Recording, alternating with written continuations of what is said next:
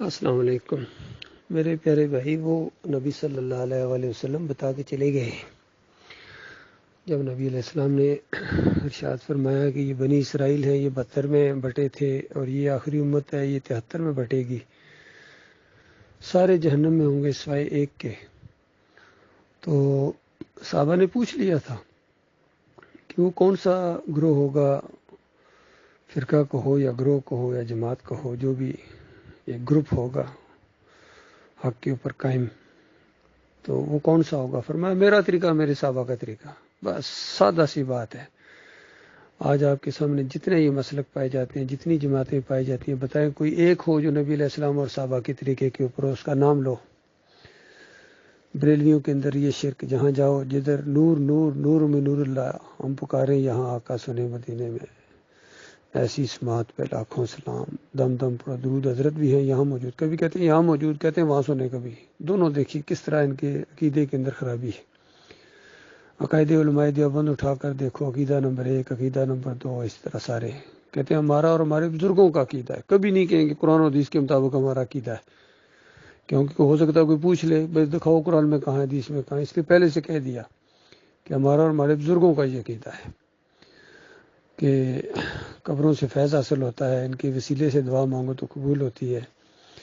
اور احیاء فی القبور، انبیاء جو ہیں وہ قبروں کے اندر زندہ ہیں، یہ سب ان کا عقیدہ۔ اہل حدیث کہتے ہیں نہیں، یہاں سے نہیں سنتے ہیں، یہ جو بریلوی ہو تم کہتے ہیں ہر جگہ حاضر ناظر ہو جاتے ہیں، نہیں، بلکہ اس قبر کے اوپر جا کے پڑھو، من صلی علیہ عند قبری سمیتہ، یہ تو خود فرما کے گئے ہیں۔ یعنی ایک الزام انہوں نے جھوٹ لگایا نبی علیہ السلام پہ، حالانکہ نہیں فرمایا، کبھی بھی نبی علیہ السلام نے نہیں فرمایا کہ قبر کے اوپر آ کے پڑھو کہ میں سنوں گا یا میں سنتا ہوں۔ اندازہ لگائیے ان کی جھوٹ یہاں سے پکڑا جاتا ہے۔ حالانکہ ہم اللہم صلی علی محمد کہتے ہیں، ہم اللہ کو پکارتے ہیں، اللہ دعاؤں کا سننے والا ہے، ساری دعائیں اللہ کے لیے، فرشتے لکھتے ہیں، اللہ کے پاس لے کے جاتے ہیں۔ تو اس طرح اہل حدیثوں اور سلفیوں کے اندر عقیدے کی یہ بربادی ہے۔ جماعتی اسلامی والوں کے عقیدے آپ کو بتا دیے، مودودی صاحب کے رسائل و مسائل احساسوں کے اندر وہ کہتے ہیں قبر والوں کو پکارو تو عقیدے پہ خرابی لازم نہیں آتی ہے۔ پھر ڈاکٹر اسرار کی کتنے شرک عقیدے ہیں، اس کی نشاندہی کی ہے، علی انجینئر کی، سب کی جہاں موقع ملتا ہے سب کی، ڈاکٹر اسرار اور ڈاکٹر ذاکر نائک، جتنے بھی ہیں، شاہ ولی اللہ کا پورا خاندان ہو، عبدالقادر جیلانی، محی الدین چشتی، مجدد الفسانی، اتنا انہوں نے شرک پھیلایا ان سب لوگوں نے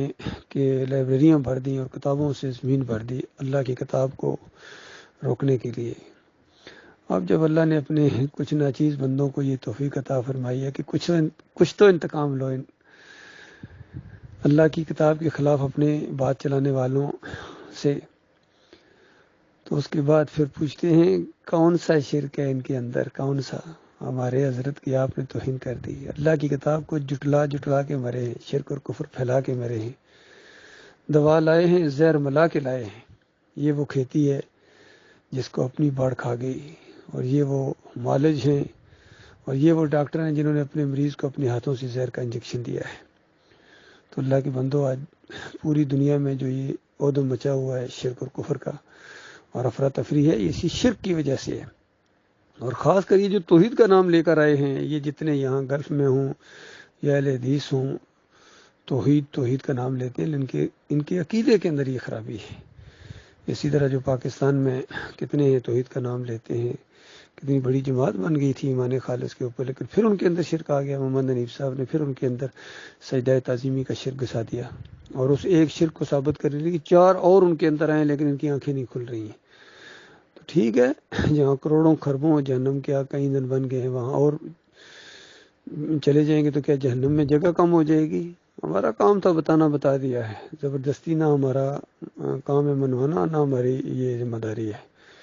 جو مناسب گفتگو تھی، مناسب دلائل تھے، وہ دیے جا چکے ہیں۔